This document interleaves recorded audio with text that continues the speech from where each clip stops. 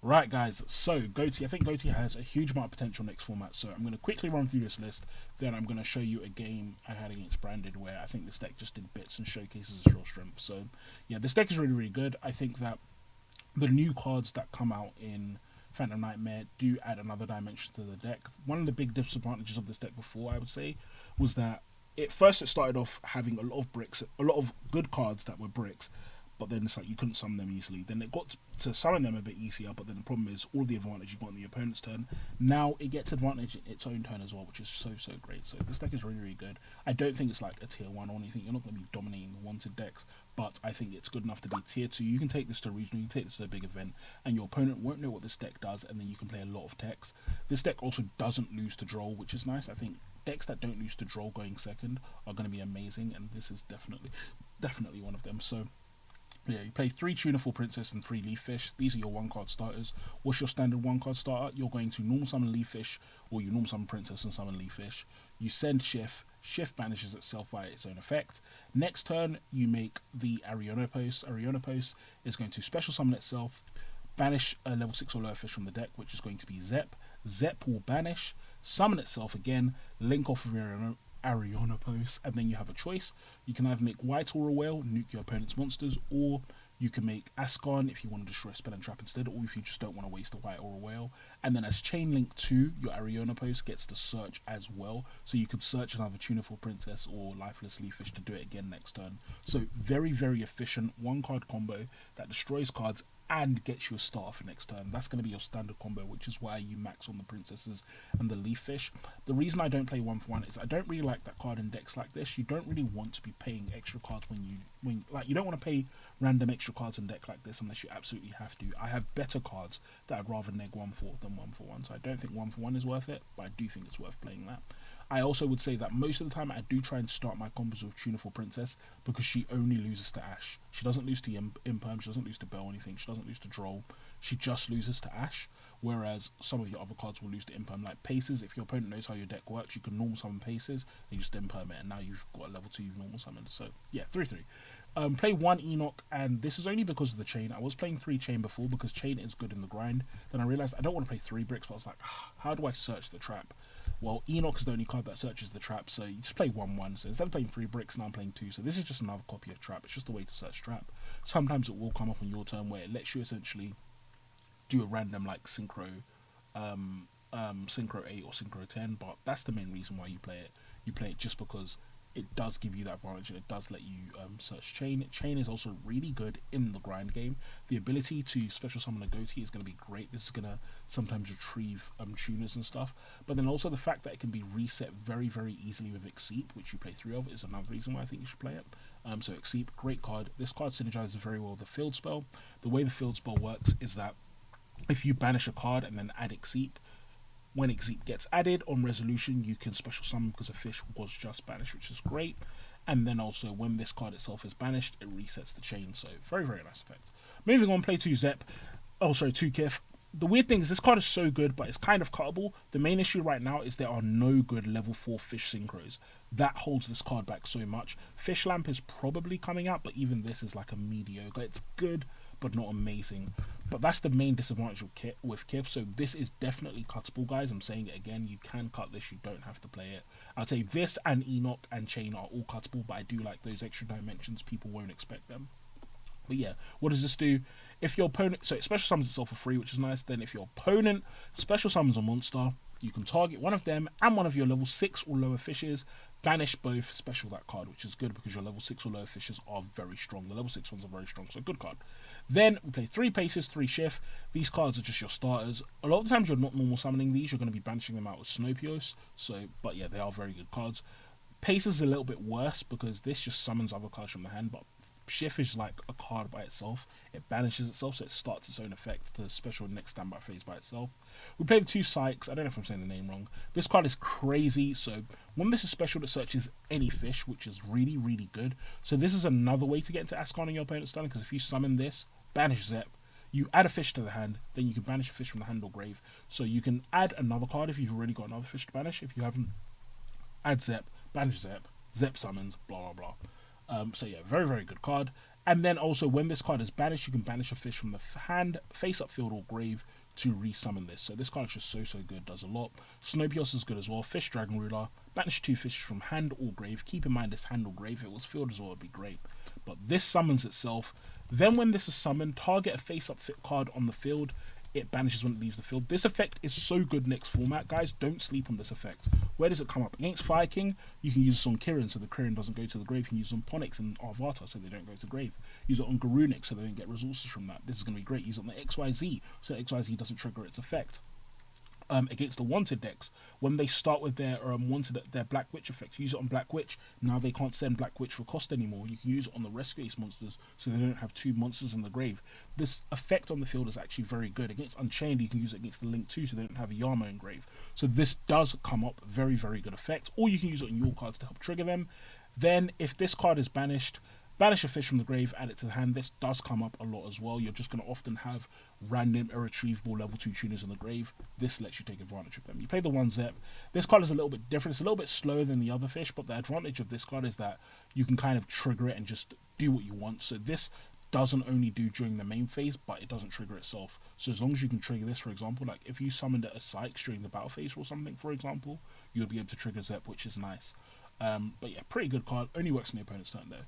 Then I'm not playing hand traps in this build because the problem with GHOTI I was finding is that it's not as good as those wanted decks. So if you try and trade 1-for-1, you won't win on hand traps. And so because of that, I'm playing 3 Dark Ruler, 3 Evenly, 2 Thrust, 1 Talents, 1 Duster. I don't care. I don't want to play Imperm as well because the problem with Imperm is that you don't want to set your Imperm going first and then nuke your own board. But yeah, you can play hand traps, and if you do play hand traps, I would recommend playing Crossout because Crossout is super good in GHOTI because it's also a starter, or not a starter but an extender. But because I'm not playing hand traps, I'm not playing Crossout.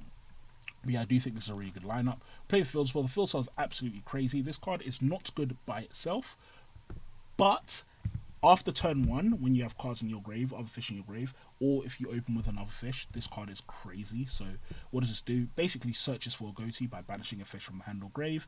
If a fish is normal special to your field while this is in grave, banish a fish from your grave, add this to your hand. So just a nice card.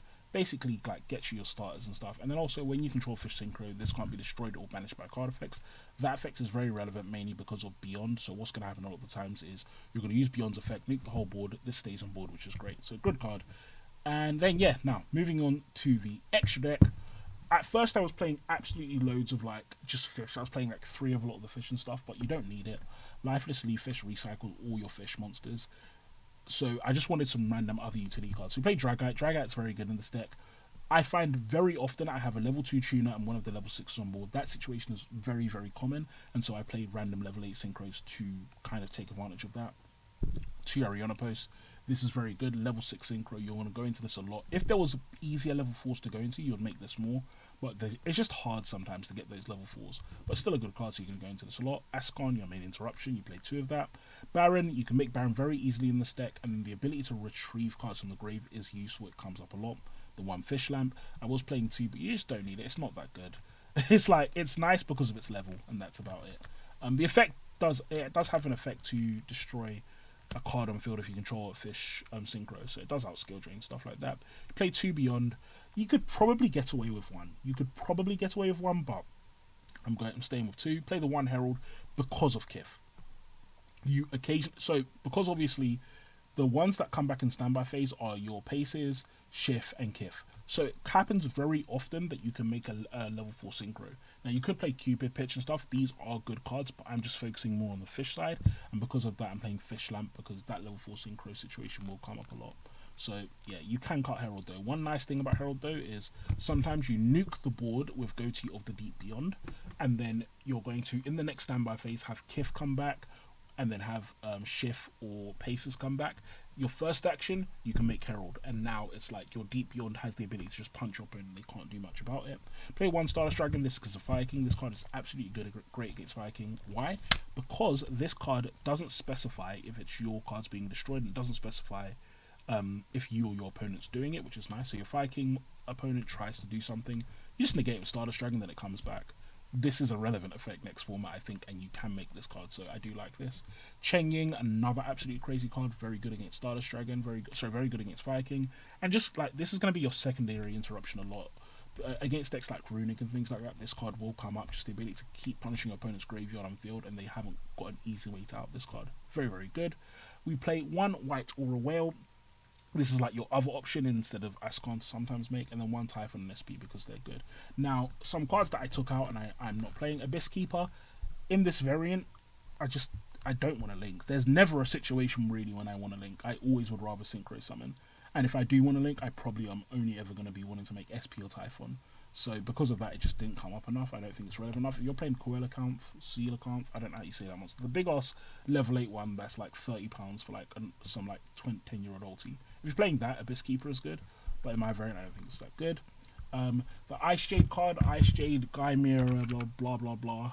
The level 10. The problem with this card is, firstly, I don't really want to play the card that makes it as a one card combo because I don't want to discard my fish for no reason. And secondly, its effect is actually not that good. It says your face-up monsters can't be destroyed or banished by your opponent's card effects. To be honest, I kind of want them to be. And even though it has the ability to banish loads of my opponent's cards, I don't think that effect is relevant enough at the moment. So this is not a terrible card. But for now, I don't think it's really worth playing in this deck. I think there are better level. Like if I can make a level 10 Synchro, Baron's probably better. Changing is probably better. Deep Beyond is probably better. I pretty much never really will want to make this. Like that's the problem. It's competing with very, very good cards. And then the white or the rest of the white Synchros, why am I not playing them? Because I'm not playing Abyss Keeper. If you're playing Abyss Keeper, which is level 5, you can make level 7 Synchros and level 9 Synchros easier, which is why you play Shen Shen and then White Aura, blah blah blah, and then yeah, blah, all of those cards. But because I'm not playing those, these become a lot less useful. So it's Biphomet, it's competing with level 10 Synchros that are better. Dolphin is competing with a level 6 that is better. Monoceros, I'm not playing anything that makes level 7s easier. Then extra deck, last thing, then we're going to round off this video and I'll put the game at the end so you guys can see it. Play 3 Shifter. Shifter is not amazing in the main deck, but Shifter is very, very good next format. So you definitely need to play Shifter.